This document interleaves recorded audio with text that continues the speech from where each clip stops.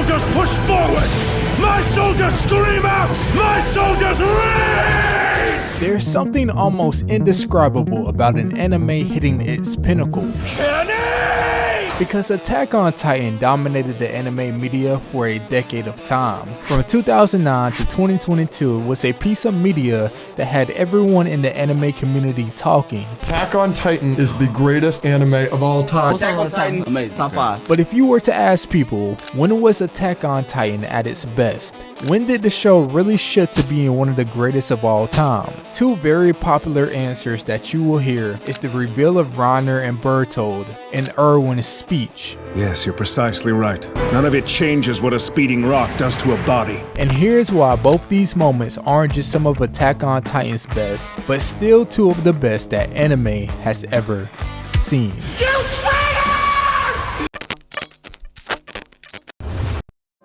That's the problem. I've been here too long for my own good. There have been very few reveals in anime, no, in shows in general, that have been as good as this was. Even if you saw it coming and read the manga, it still delivers in every way. I think it comes down to the characters in this moment. Every backstory between Reiner, Bertold, and Annie, all those who came from Marley, give the moment depth to where it's not just a reveal happening to have a cool plot twist moment in the show, but it's filled with emotion, with reason behind every character's actions. Reiner, right now? Here? We're doing this? Yes, right here, right now. But even past that, on the other side for parody, there's Eren caught right in the middle of it, having just as much raw emotion and purpose behind his actions too. Bertold, Reiner. And if I'm being real, this early version of Eren in this show is some of my favorite areas in his character arc. Before he touches Historia, he's still just this kid with passion, pain, and relentlessness to avenge what he felt like he lost. Every action he takes is purposeful and has substantial meaning. That's why the emotions in this scene has this natural personal feel to it. Reiner and Bertold were his comrades. The people he chose to share that pain with are stabbing him in the back. And the number one emotion for Eren is betrayal. Say what you want about Dub the anime, but Eren's reaction will never not be tough. And I can talk about emotional weight all day, but I'm gonna be a guy and keep it simple for this portion of the video. The scene itself is just also epic. There's tension building in every line and every word that's said, and the healing factor from Reiner is what finally kicks everything into motion. Just 5 minutes before it all happened, it didn't even look like we were going to get the reveal when Eren talked them down. But a simple flagpole hitting concrete is responsible for everything.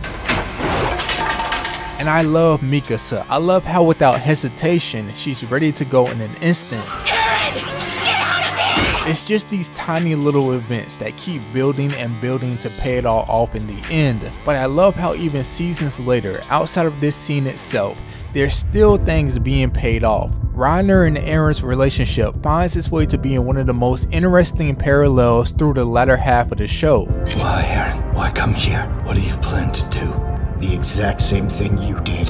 As for why, I don't have a choice. The theme that these characters may not even be the ones to blame for the betrayal makes the back half of this series very complex. The time that the show spends on Marley gives justification to why Reiner and the rest of the kids did what they did on Parody. And it's not something that makes it okay, but it's context that shows they were just a product of their environment. The world that they were thrown into led them down that journey. And that's always been the thing about Attack on Titan. It's never black and white with this show. Every character has a perspective. You can look at either side, those from Marley or those from Parody, and find some understanding in the decisions that were made, because oftentimes the choices were limited. Why did you break the wall? What was your mission? To save the world. If all that was to save the world, then you didn't have much choice. And through the second half of the series, the roles of Reiner and Eren completely flip. Reiner becomes someone who is fighting alongside the good guys, while Eren is literally creating the conflict of the plot.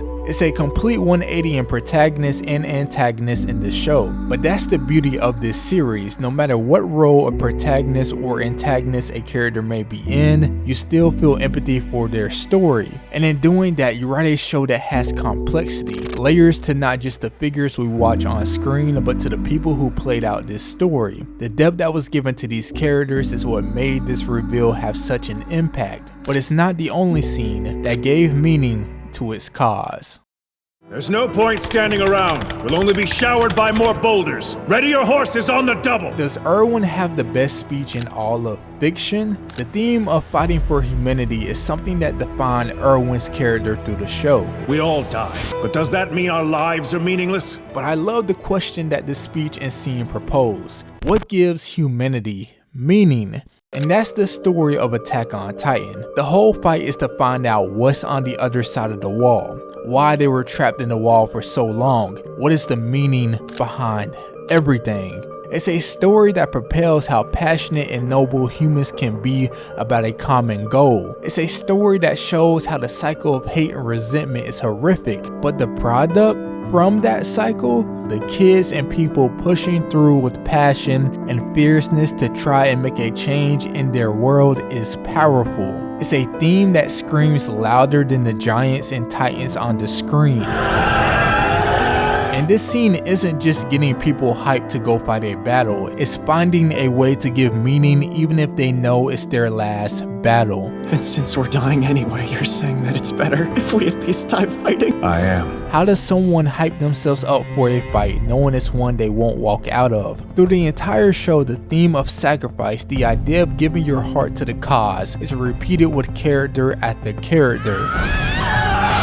Dedicate your heart. But this moment stands out from all of them because it vividly explains how that sacrifice has purpose, why it's courageous to risk it all for this future dream that all of them, past, present, and future, are fighting for. Would you say that of our slain comrades? What about their lives? Were they meaningless? I think it's brilliant, just brilliant, that the moment circles back to find the meaning for this sacrifice through the humanity of the ones that the sacrifice is for. How humanity is a passionate torch that passes from one generation to the next. Their lives have meaning because we, the living, refuse to forget them. And as we ride to certain death, we trust our successors to do the same for us. Writing that for Erwin's character to be the one to deliver is great, but beside the writing, the action of Levi that's happening all at the same time makes the scene 10 times more fun to watch. Attack on Titan is full of peak moments, but the humanity, the passion from each character, and the perspectives they come from are what make these two moments so great.